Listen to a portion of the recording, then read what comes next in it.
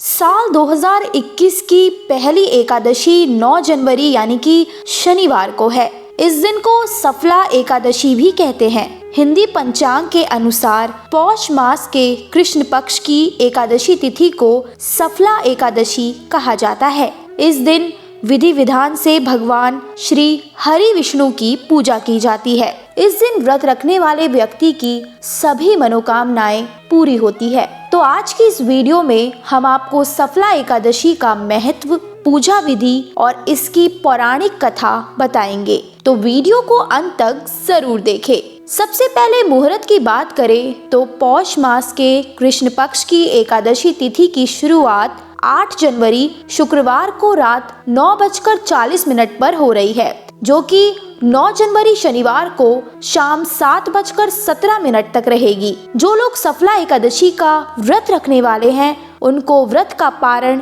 10 जनवरी सुबह 7:15 से सुबह 9:21 के बीच ही करना है, नहीं तो इस पारण की गिनती व्रत में नहीं होगी। सफला एकादशी की पूजा भी अन्य एकादशी की तरह ही होती है। इस दिन सुबह जल्दी उठने के बाद सबसे पहले स्नान करके व्रत करने का संकल्प लिया जाता है। फिर गंगा जल का छिड़काव करके भगवान विष्णु की पूरे विधि विधान से पूजा की जाती है। पूजा के समय तुलसी के पत्ते, अगरबत्ती, सुपारी, फल और नारियल जरूर रखें, क्योंकि ये भगवान विष्णु की प्रिय वस्तुएं हैं, इसलिए उन्हें यही चढ़ाए। उसके बाद सफला एकादशी के व्रत की कथा पढ़े और फिर भोग अर्पित करे। इस दिन विष्णु जी के साथ कृष्ण जी की भी पूजा की जाती है। इस शुभ दिन पर कुछ लोग अपने घर में सत्यनारायण भगवान की कथा भी करवाते हैं। सफला एकादशी व्रत का महत्व।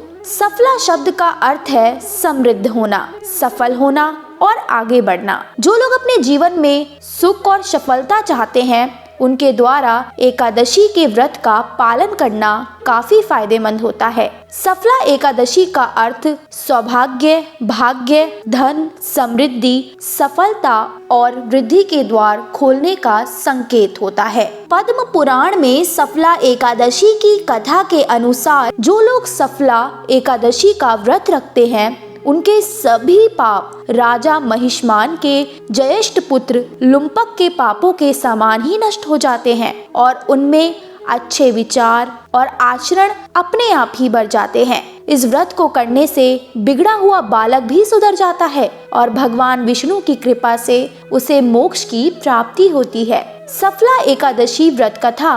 पद्म पुराण में सफला एकादशी की कथा के अनुसार महिष्मान नाम का एक राजा था। इनका ज्येष्ठ पुत्र लुम्पक पाप कर्मों में शामिल रहता था। इससे नाराज होकर राजा ने अपने पुत्र को देश से बाहर निकाल दिया था। तब राजा का बेटा लुम्पक जंगल में रहने लगा था। एक दिन पौष कृष्ण दशमी की रात में ठंड के कारण वह सो नहीं सका। सुबह होते होते ठंड से लुम्पक बेहोश हो गया। आधा दिन गुजर जाने के बाद जब बेहोशी दूर हुई तब वो अपने पेट भरने के लिए जंगल से फल इकट्ठा करने लगा। शाम में सूर्यास्त के बाद वो अपनी किस्मत को कोसते हुए भगवान को याद करने लगा। एकादशी की रात भी अपने दुखों पर विचार करते हुए लुम्पक सो न सका। इस तरह अनजाने में ही लुम्पक से सफला एकादशी का व्रत पूरा हो गया। इस व्रत के प्रभाव से लुम्पक सुधर गया और उसके पिता ने अपना सारा राज्य लुम्पक को सौंप दिया और खुद तपस्या के लिए चले गए।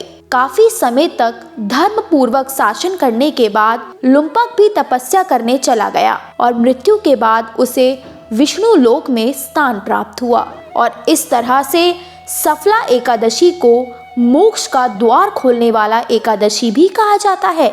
इस दिन व्रत रखने से उपासक की सभी इच्छाएं पूरी होती है। धार्मिक मान्यता के अनुसार जो व्यक्ति सफला एकादशी का व्रत रखता है उसकी सभी मनोकामनाएं पूरी होती है। सफला एकादशी का व्रत भगवान विष्णु जी के लिए रखा जाता है। एकादशी के दिन भगवान विष्णु की विधि विधान से पूजा की जाती है। हिंदू पंचांग के अनुसार हर साल सफला एकादशी व्रत पौष माह कृष्ण पक्ष की एकादशी को रखा जाता है।